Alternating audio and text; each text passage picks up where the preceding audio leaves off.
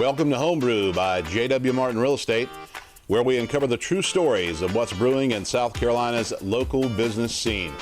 I'm Joey Martin, and each week we sit down with the ones who are pushing through the grind. Business owners, creators, and community leaders who have fought through the tough times and come out stronger. No fluff, just real stories, smart insights, and a whole lot of lessons learned the hard way. Let's dive in.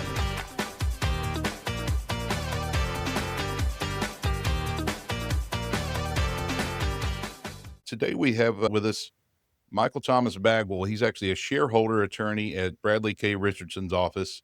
And Bradley K. Richardson, they handle a lot of our real estate transactions. They have several locations throughout the upstate. Welcome to the show, Michael.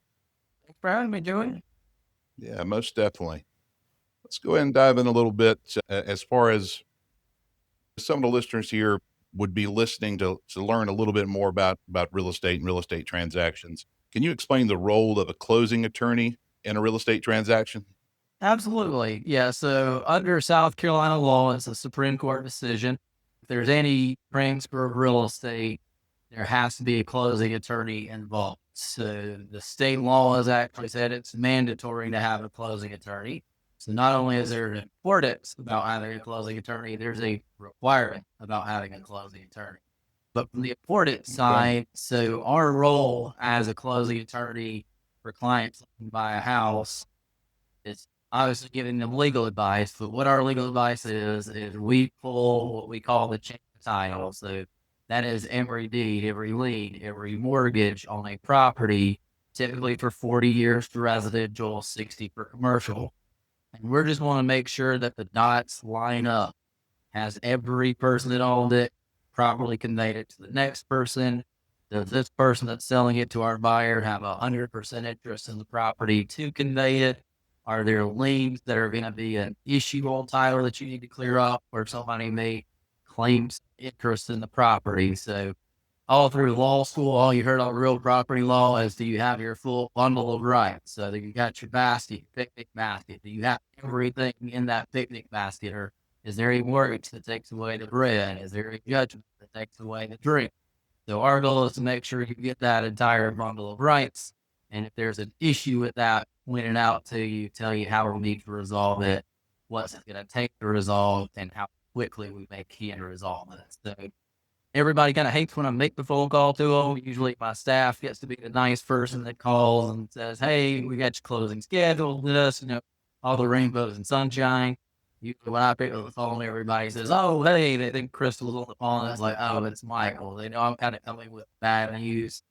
It's one of those, we're not trying to stop your closing. We're not trying to prevent you from buying a home, but we are trying to prevent you from making a bad decision and purchase something that's not clean.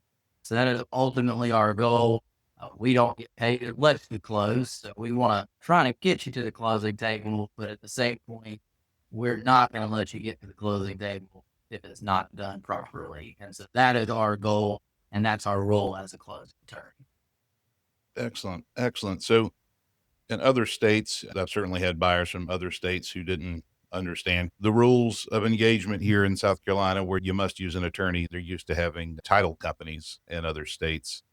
What could be some of the common pitfalls that you could see during closings if, let's just say, attorneys weren't involved, and different types of deeds and things like that can be thrown at you? What kind of pitfalls could you see during closings? Yeah, so what I always like to talk about, how you mentioned people from other states are used to title companies. Where I'm always seeing the pitfall in that is, I have a license by the state of South Carolina to practice law. If I do something wrong, I can potentially lose that license, and I can no longer practice. Title company, you make a mistake, you don't pay out the mistake, you file bankruptcy, you just open up another LLC and you keep going on with your business. So I think on our end, I like how the state requires an attorney to be involved, because if you don't have a license, you can't practice. So it's not as simple as, oh, I made a mistake, let me disband this company and open up a new one and keep going. You lose your license, you can't open another company, not licensed to practice, because the state's taking that away from you. So I think that's the biggest advantage in South Carolina. I think the Supreme Court has really done the favor by doing that. It's really, a lot of people see it as, well, they're just helping attorneys. I view it as really they're helping our client base, because otherwise you have that title company issue there. But as far Right. as pitfalls and what I normally see, either a legal description of deed not right, you conveyed too much or too little property, or wrong property, you didn't give a proper description of it. I had one I read through, we were looking at, they said it was an 8-foot strip of this property, but they refer to it as the neighbor's property. So they say 8 foot of the neighbor's property instead of theirs. They didn't say where that 8 foot was. So you take your pick of this 100-foot width property, which 8 foot are we talking about? So if Right. you don't know how to properly describe it, where you don't have the proper names on the deed, you've all of a sudden paid value for something that now you're going to have to fix in 5 years when you go to sell it.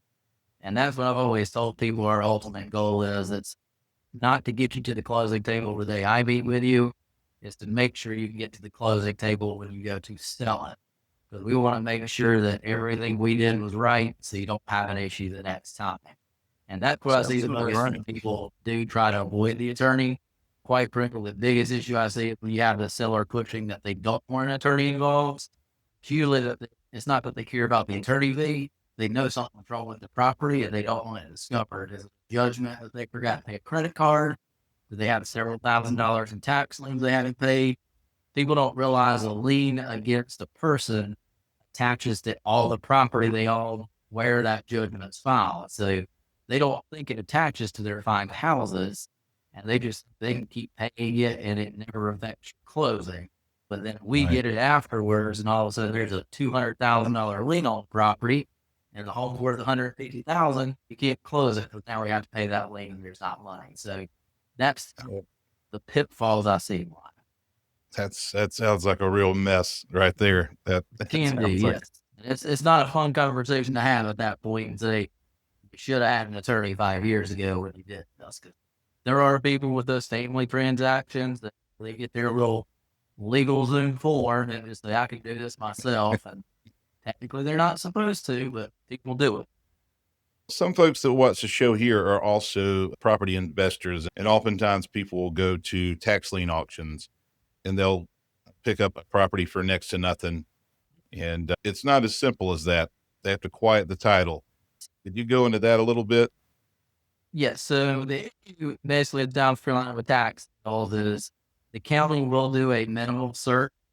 They're going to go back about 2 years. You are supposed to name everybody that has an interest in the property. That be the defaulting taxpayers, the mortgage companies that have a mortgage on the property, any liens that are filed against the defaulting taxpayer that would attach to the property. Oftentimes the tax sales, why it's not paid is because the person that owned it died. So then you have to name all the heirs. And then there's a question, well, was probate open where we know who the heirs are, that we did serve the right people? If anybody could prove that they were not properly notified of that tax sale, they can file an action to void the tax sale and take the property back.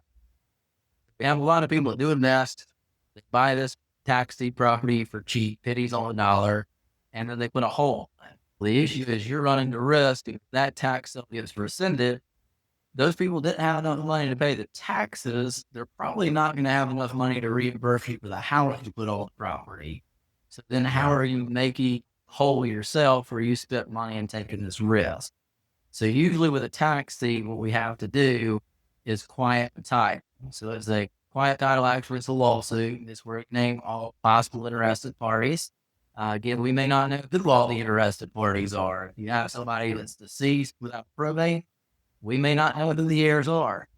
That's when you got to go through and actually advertise notice in the newspaper, hire guardian items to actually protect unknown heirs' interests. And all those things get more expensive. So that's when quiet title action does cost to get done. I've seen a lot of times, it can range 4,000 to 6,000 on up, depending on what you have to do.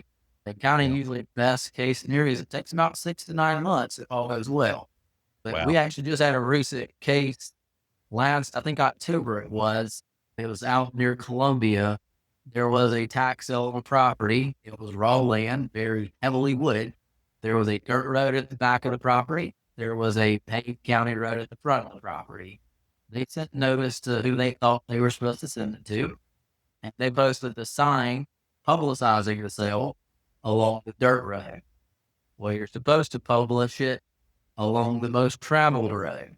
So after the Goodness. tax sale, someone bought it, and those heirs of the person that died actually made a claim to void the tax sale for proper notice because of where the sign was placed. They were My successful. goodness. They took the property back. So, I mean, we have Wow. a case as early as into the last year where the property has been taken back. So that's the risk of tax.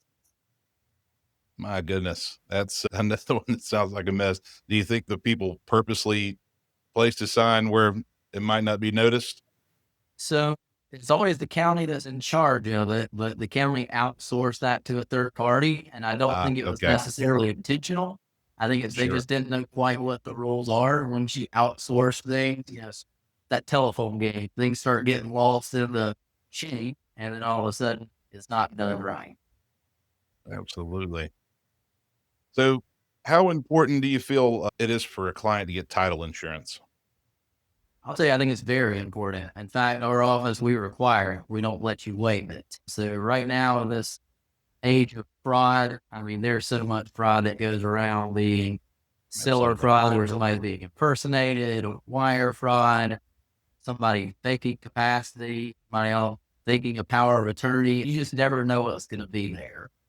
As much as we try to protect everything and search everything, certain things you just can't battle. You just somebody comes in with dementia and it looks like they know what they're doing that day, and then all of a sudden a kid comes in and says, "This person didn't know what they were doing. They don't even know what 1 + 1 is." That day Right. they seem coherent, seem to know what they're doing. We've heard the scare stories where mortgage companies have been hacked, and so when you get to pay off a mortgage, you send the wire to these people out in the Middle East. You don't know where it's going, but it looks like it's paying off the mortgage. And 6 months later, all of a sudden, the mortgage company's calling saying there's still a valid mortgage. We're filing foreclosure. We haven't been paid. You just Oh, never know all of those things with fraud. And that's where title insurance covers. And title insurance is one of those one-time fees that cover you typically for the purchase price. It's a fee set by the Department of Insurance. It's not set by the attorney's office. And because it's a one-time fee, and this is probably going to be a client's most significant purchase they're going to make, one of their most important purchases, I tell you, at that point, it's penny in the grand scheme of thing of protecting your interest. So yeah. I think it's very important. If I buy a home, I always get it. And again, at this point, we require to get it because we think it's that. Yeah. I always recommend it for sure. Why even it's not extremely expensive in the grand scheme of things when you're considering the cost of a home. And why even take the risk? Why even roll the Right. dice with it? And if So anybody I ever really appreciate wants to know, like just the full detail on title insurance, our office has a YouTube page with videos, and I have literally a 6-minute video on title insurance. It tells you the pitfalls, what it covers, how it covers. So if anybody's really interested in knowing more about that, check out our YouTube page. It's randomly P. Richardson Law. There's a 6-minute video just on title insurance. Oh, fantastic. I appreciate you sharing that. As far as the different types of deeds, you see special warranty deeds, quick claim deeds. What are some of the most, the different types of deeds that you'll see in South Carolina? And Yes, so you're a little essentially bit going to about have 'em. really three main types of deeds, and you're going to have kind of subcategories of those. Your general warranty deed, that is basically a seller that signs that deed. They're warranting title throughout history, all the way back to Adam and Eve. They are saying, Okay. I own it. Nobody else can make a claim against it. If somebody did make a claim for it, buyer, you can sue me for that. Special warranty, they're kind of doing the same thing, but they're putting a definite end date on how far back they're insuring time. So you normally only see the special warranty deed, or some people call it limited warranty deed, when you're buying from a bank that foreclosed on the property. They don't Okay. know back in history, they didn't own the property. They don't know if the person they foreclosed on gave an easement that's not recorded. They're guaranteeing title from the day they bought it at foreclosure up to the day they sold it to you. And they're only going back to their ownership. Quick claim deed, they're making no warranties. They're saying, I'm not guaranteeing I have an interest. If I do, it's yours. But if there's an issue with it, you can't come back to me and sue me for damages. I'm not guaranteed. So typically those are kind of done with the tax deeds where somebody takes the risk to purchase it. Now, when there's an issue, your seller at that point doesn't want you suing them when somebody else comes back and voids the tax sale. So they're going to do quick claim deeds generally on that. Okay. That's really interesting. So the strongest deed would be the general warranty. That That's would be right. the strongest conveyance. And our state And then, contracts require that in your typical contract. The thing people do get confused about a lot of times is, I got it for a quick claim deed. Can I give a general warranty deed? Any seller can give any warranty they want. It's you taking the risk on, are you getting sued for an issue passed? So a lot of people say, I got it for a quick claim deed. I can't give a general warranty deed. You technically can. It's just, do you want to? And that's where a lot of people get confused. I've even had attorneys confused on that. So I'm our trainer in the office. And they go, how can I give a general warranty deed when it's special warranty? You can't. It's just your option. okay, that's something I didn't know at all for sure. That's really interesting. So I've had investors in the past that have said, I thought it was a myth, but I don't even know the answer to it. Maybe you can help me here. I've heard people say that you can stop foreclosure with a quick claim deed. Is that a truth? Foreclosure, no. Sometimes you can avoid a quiet title action on tax sales with a quick claim deed if there's no liens against the property and the defaulting taxpayer is just willing to deed it to you, terminating any claim they have to avoid the tax sale at that point. Foreclosure, really the only way to stop that is either to pay the mortgage that's being foreclosed on, or sometimes you can do what's called a deed in lieu and deed it back to the lender. And so now they've got the property back if they agree to it, and then they stop foreclosure. But just doing a quick claim deed to stop a foreclosure, That's not going to do it. no, not really. Okay. All right. What are some of the biggest issues that you see currently in law wise in the real estate industry? Some of the kind of hot topics these days. Yeah, I mean, our hot topics right now are all about fraud. You got wire fraud. These criminals, they know real estate attorneys contact information. People that don't do this every day. A lot of money being exchanged between paying off mortgages, paying for the house. So they know we're right for the people to attack. So I actually talked to a IT person. They said, you'd be surprised how many Google Gmail accounts are hacked, or these people are just sitting and waiting. So they have these algorithms and these AI bots. All they're doing is they're waiting for buzzwords to come through email. And as soon as it does, notice these criminals saying this email has a buzzword: closing, earnest money, escrow. Let's start monitoring this email daily so that we can see our way in, see how we can get access, so that we can take wiring instructions. So that's our biggest issue is the wire fraud. And then you have seller fraud, where if you've got raw land, it's not your primary residence, there's not a hole on it where there's keys that have to be exchanged at closing. You have these people that go online every day to try to see what raw land is out there, where does it not have a lien on it, so that they don't have to try to fake a mortgage payoff. And then they're impersonating these people. I probably saw it last year. At least 10 we saw try to come through the office. I've had 2 this year where it's just fake sellers. They're impersonating these people. They've Wow. actually hacked the true owners' accounts. They have their socials. It looks legitimate. The one we caught this year, it was about a month ago. It was an individual owned it. His address for taxes was in London, but everything they said they were in Vietnam. Now, one of the names didn't seem like it could be an individual that was from Vietnam. There could be believable that they're visiting family. Our Right. only way of really protecting that is we said they had to go to the embassy to sign closing documents. They Yeah. went to the embassy, they said, they sent documents back to us. We just already had a suspicion they were fakes. Every embassy has a fraud department. We emailed the fraud department and said, were these documents actually notarized in your office? And they came back and said no. But if we weren't that diligent and that Absolutely. vigilant on checking it, I mean, it looked very legitimate. And you could have sold the property to a buyer and paid good money for it. They could have built a house on it in the next 6 months. And then all of a sudden, this guy from London catches a plane to go look on his vacant land in South Carolina and say, why is there a house up here? And then all of a sudden, they didn't sign the deed. They can void that. They can take the property back. And now you have a buyer that has not only paid money for the lot, but has paid money to build the house. And now they're completely out. And that again And the importance of title insurance, but that's the biggest issue we're seeing right now.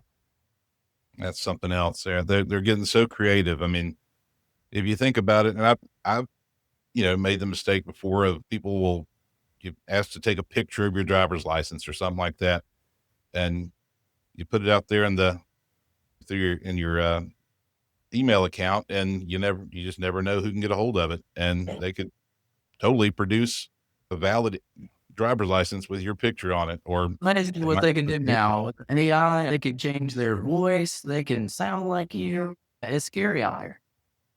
it really is. Yeah, that's and I didn't even think about the AI side of things with that, with the ability to like clone someone's voice and stuff. Wow, that's going to open up a whole new world of fraud for people. I'm sure it already has. Yeah. We got some people in the state right now. They're really trying to push for us to become an electronic notary state where nobody has to come to closing. Everybody can notarize at home and everybody walks through web chats. But man, I'm terrified of that with this AI. Our office is one of those that's really against that because we're already finding fraud. And quite frankly, as a whole, I think we're losing all fraud. I mean, I've heard at least things getting through it, finding out we have fake sellers after we've already closed and having fake wire instructions and money out. You start adding everybody doesn't come to the closing table and everybody does this remotely with no in-person checks. I think it's going to be worse. So I'm really hoping it doesn't happen. Out of a convenience factor, again, would it be direct for me to sit home and never have to get dressed every day and just do closings like this? Sure. But from a protection standpoint, it's all. Yeah, I would agree with you on that. I would. That just sounds so risky, and I know we all get busy, and convenience seems so important. But when you're talking about legal documents with so much opportunity for people to steal identities and things like that out there, and now steal properties, for goodness Right. sakes, it's You're just talking too about risky people, to do it. but one of their most important I would decisions in agree. their life. So if I'm not good enough to get up and get dressed and go to the office every day and meet you in person and they what are we here for? Yeah, There's certain that's right. ways, as much as I'm Yeah, not an old guy and I'm technology, certain things old school is the right way. And I think this is one of those. I think you're absolutely right there. Let's see. Tell me a little bit more about just in general Bradley K. Richardson's office and just how you guys set yourself apart from other offices out there. Sure. So the firm's been around since 2006. I personally joined it in 2013. We have three offices. We have Anderson, Peppersville, and Seneca. I run our Seneca office. Okay. We probably have, 8 to 10 attorneys now. So there's multiple attorneys in every office. That way, if you're trying to rush a closing or closing's last minute things happen, all of a sudden there's an issue at the home where repair has to be made real quick. You can't get to your closing at 1. You need to reschedule it for 2. I think one of the things that sets us apart, one, is our availability. We have extra attorneys. If we need to squeeze one in, we can.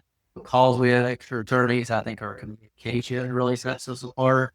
You're going to get an attorney on the phone when you have a legal question. You're not talking to the paralegal or support staff, and you don't have to go through 3 walls to get to the attorney. We believe the attorney's the one at the end of the day is on the line. The attorney needs to give the advice. So we always believe that we need to be available for that. I think if you ask a lot of people, I try to return calls and emails very quickly. I'm not one that wants you to wait a day or 2 for an answer. I'm going to give you an answer as quick as I can, probably within 30 minutes. I had a client come in the other day. He goes, man, you were answering my emails at 4 in the morning. And I let him know at that point, I said, we got a 4-month-old at home. So I get to feed him when he wakes up at night and hold him for 20 minutes while he has reflux. So what else do I do other than answer my email at that point? So I Right. think one of the big things is just responsiveness, but also just having those additional attorneys. You're able to talk to an attorney. We're not too busy where you're going to see me today closing. You've never heard from me before that. I think I need to handle my files. Now, do I have support staff that does help and answer questions? This, yes. But Yeah. I don't think anybody doesn't think they can pick up the phone and say, can I get Michael back on? They're going to get Right. me a thing. Now, you've always been extremely helpful with my agents, everyone on our team, and certainly do appreciate it. You guys have always been so communicative and always willing to help, and very super knowledgeable too. So really appreciate the relationship that we have with you guys. But how about you personally, Michael? What made you decide on law? Yeah, so I always make the joke because back in the day, I was always a very arguing kid. I was the blind kid, and when I didn't get the answer, I wanted to argue about it. So my parents always made that joke of, "Man, you might as well be a lawyer and get paid." And it stuck with me from an early age. I was lucky to not be the one sophomore year of college of what do I want to do with my life and my changing majors. I always went in knowing I wanted to be an attorney, maybe not necessarily knowing what sphere of the law to be in. But Right. in undergrad, I did major in business and took some real estate courses and some finance courses and already had those background between realtor and finance side. So once I got in law school, I learned very quickly I didn't want to be that guy that waited 2 years on an answer. So found out very quickly litigation settles a lot. You don't get to argue as much as you want it to. Because at the Right. end of the day, you're in the best interest of your client, not the best interest of you getting a fight all right. And Right. at the same time, these things grow on and on. You might wait 2 or 3 years for finality. And I'm an impatient individual. I want finality. So that's where I found real estate was just my go-to for the most part is 30 to 45 days.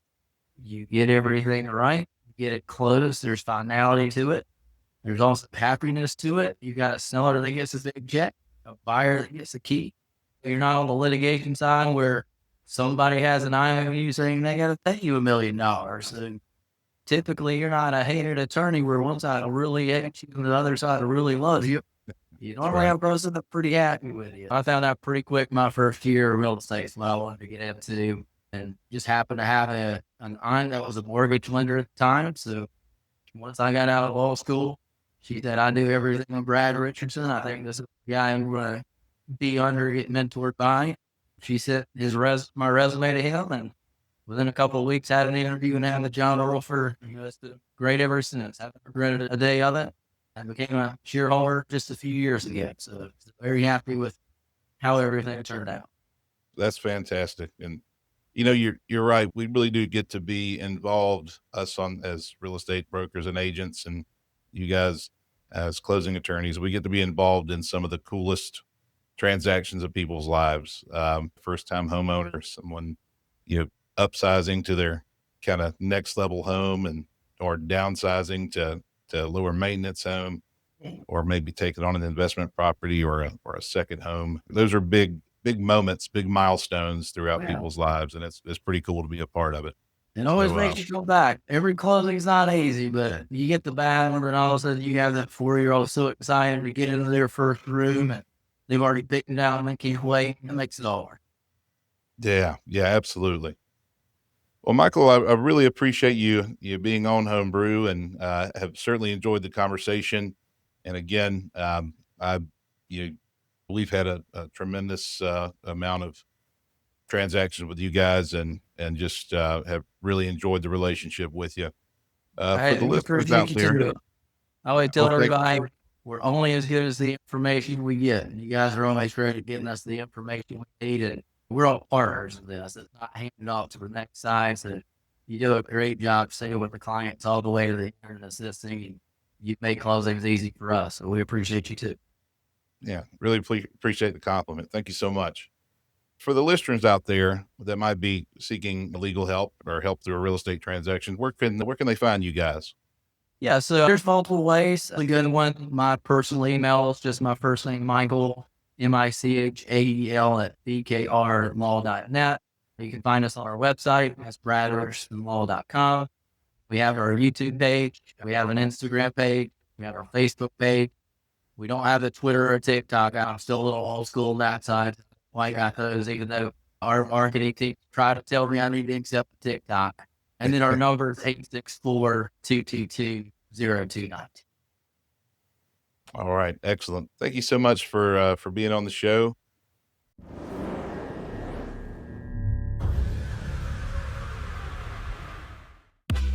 That's it for this episode of Home Brew. If it resonated with you or gave you a fresh perspective, share it with someone else who's working hard to make their mark. Subscribe, stay curious, and remember, no matter the challenge, keep pushing forward, because success is brewed one step at a time. We'll see you next time. Same place, new story.